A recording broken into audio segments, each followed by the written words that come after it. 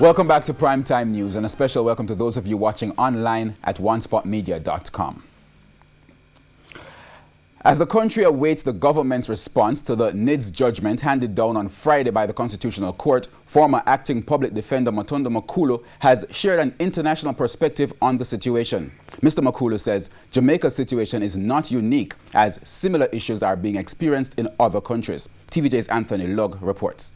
In a unanimous judgment handed down on Friday, the Constitutional Court ruled that the National Identification and Registration Act, which was passed last year, was unconstitutional. The court stated that it breached the rights to privacy, which are guaranteed by Constitution under the Charter of Rights.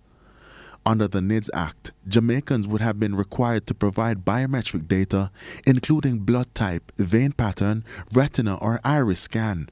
The opposition has since blasted the government, while others have offered suggestions and recommendations. But for former acting public defender Matondo Makulu, the sticking point was the concern about privacy. It has been receiving a lot of pushback. A week or so ago, there was a pushback in Kenya. Yes, it has started off in Kenya, but importantly, the Kenyan High Court says, listen, you cannot now take people's biometric data for now. You just can't do that.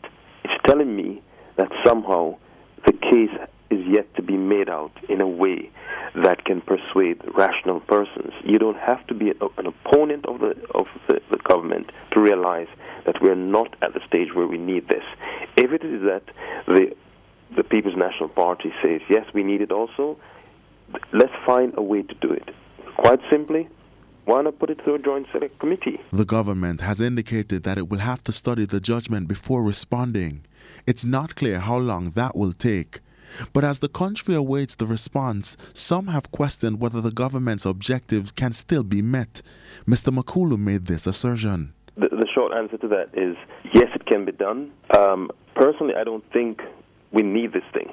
And if anyone doubts what I'm saying, just go back to the decision. The government never had any evidence to support why we needed this thing.